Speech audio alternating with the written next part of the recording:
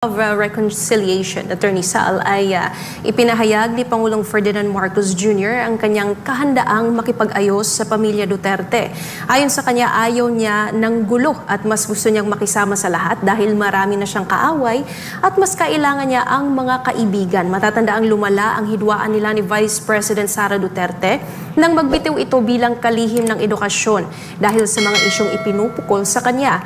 Umiinit palalo ang tensyon ng iligal na pag-aresto kay dating Pangulong Rodrigo Duterte noong Marso at isinuko siya sa International Criminal Court or ICC sa The Hague, Netherlands dahil sa mga umano'y pagpatay ng mga sospek sa droga noong siya'y alkalde ng Davao hanggang sa kanyang pagkapangulo. Ito ang unang beses sa halos 3 buwan na nagsalita si Marcos tungkol sa hindi nila pagkakaunawaan ng mga Duterte.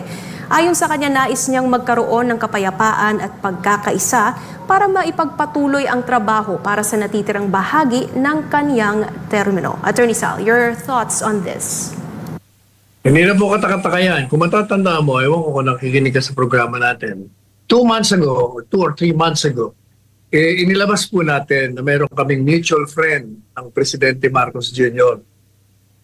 At occupying a very high position in the government at malapit na malapit kay Presidente Marcos Jr. At sinabi sa akin noon, gusto niya raw na i-reconcile yung dalawa kung pwede pa raw yun kasi nangangamba siya na pag hindi sila nag-reconcile, tuloy-tuluyan ang babagsak ang gobyerno. At ang sabi ko naman, si Presidente Duterte ay bukas dyan dahil itong taong ito, mabait ito at talagang katutubong kabaitan nito. Gaya na sinabi nga natin, hindi ito mapagiganti. Kaya open siya dyan. Kaya sabi ko sa kanya, sige gawin mo. At gagawin ko ang party ko sa panig naman ng Presidente Duterte. Pero alam mo ako, napakadali ng pagkakasundo ng dalawa. Ang sabihin mo sa kanya, sabi ko, yun ang payo ko dun sa kaibigan namin, mutual friend. Sabihin mo sa kanya, ang gagawin niya lang para magkasundo sila, ibalik niya sa Pilipinas. Anyway, consistent naman yun kako dun sa kanyang posisyon na walang jurisdiction. Sabihin mo sa kaibigan natin na aminin niya na nagkamali ang mga tao niya sa baba, nagpatupad ng mali. Napayuhan siya ng mali, ngayon natuklasan niya na mali, illegal. Kaya binabago niya na at ibabalik niya ang Presidente Duterte rito. Yun kako magsisimula ng reconciliation. Hanggat di mo binabalik yan, hindi magkakaroon ng pagkakasundo yung dalawang pwersa niyo.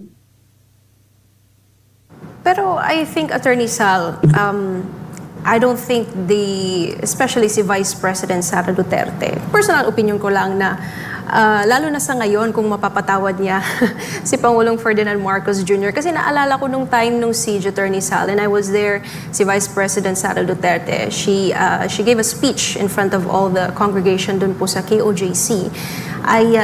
Sinabi niya na humahanga siya sa mga taga-KOJC kung in the midst of all the persecution and all the evil that is being done to us, ay kaya pa rin namin magpakita ng kabutihan at pagmamahal at hindi namin sinusuklian ng kasamaan yung ginagawa nila, kundi kabutihan. Pero ang sinasabi lang niya, hindi niya kayang mahalin yung kanyang mga kaaway, yung scriptures na love your enemy. So, kung hindi niya nga kayang mahalin yung mga kaaway niya, how much more kaya akong patawarin? Especially si President Marcos Jr. Natural lamang yun sa isang tao. Tayo ganyan naman Basta mainit na mainit pa talaga. Ayaw mong patawaran. Pero time is the best healer of wounds. Yang panahon ang pinakamagaling na gamot sa sakit, sa sama ng loob, sa paggati, sa pagdaranas. Nawawala yan habang ang mga dahon ng isang punong kahoy ay nalalagas. Nawawala yan. But it takes time. Ang tao naman palaging may katutubong kabaitan sa kanilang puso. Ang tanong ng Attorney Sal is, how much time? Depende yan. Depende. Pero darating tayo dyan. Ibalik mo lang si Presidente Duterte. That will start the path to reconciliation. Agree. I guess you have a new title para sa inyong susunod na column, Attorney Sal. Posible ba? Path to reconciliation. Meron na ako naka-ready article dyan. Tinatapos ko lang yung series ko ng petition for writ of habeas corpus para naiintindihan ng tao kung anong pinahin natin. Alright, samantala Attorney Sal, ngayong tapos na ang extensyon ni Chief PNP Marbil kasunod ng pagtatapos ng midterm elections. Abala naman ngayon ang PNP sa pagpili ng susunod na hepe ng pambansang pulisya. Ilan sa mga kandidato ay sina Deputy Chief for Administration Police, Lieutenant General Jose Melencio Martates Jr., Acting Deputy Chief Directorial Staff Edgar Allen Ocubo, NCRPO Chief Police Brigadier General Anthony Aberin at CIDG Director Nicolas Torre III. Sino para sa inyo, Attorney Sal, ang karapat-dapat o ano ba ang dapat na katangian ng isang pinuno ng PNP? Balikan na natin yung huling issue. Sino ang karapat-dapat na PNP? Chief, alam po ninyo, kahit sino pwede. Ang mahalaga dyan, yung bang chief ng PNP, pinatutupad niya ang batas at hindi siya sumusunod sa utos ng nakatataas sa kanya na illegal. Gaya ng ginawa nitong bagong dati. Itong ngayong nakaupong PNP chief. Sinunod niya ang utos ng mga nakakataas sa kanya. Pinatupad niya yung illegal na pag-aaresto, yung illegal na pagdiditini at ang pagpapatalsik sa dating Pangulong Duterte sa Hague.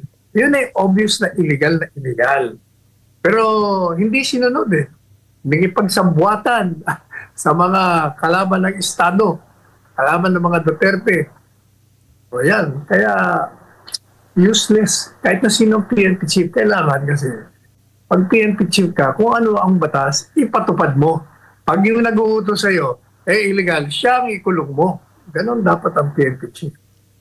Pero Attorney Sal, sa naging pag-aresto kay dating Pangulong Duterte, alam naman natin na naging instrumental si Nicolas Torre III doon at sumusunod lang din siya sa utos. At kung sakaling man, Attorney Sal, dahil isa siya sa prospects, ay kung siya yung next na Chief PNP ay susunod pa rin siya sa utos. Siguro regardless of it being illegal o hindi. Kaya nga kailangan kumuha tayo ng isang matatag, may prinsipyong pulis na maging Chief PNP. Otherwise, wala. Ganun palagi ang mangyayari sa atin. Palaging illegal ang ginagawa. Yes, Attorney Sal.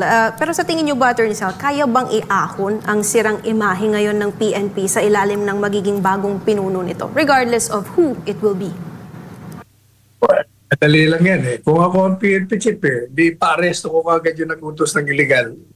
Ibalik kagad yung imahe ng PNP. Sana arestuhin ng mga tao down under him.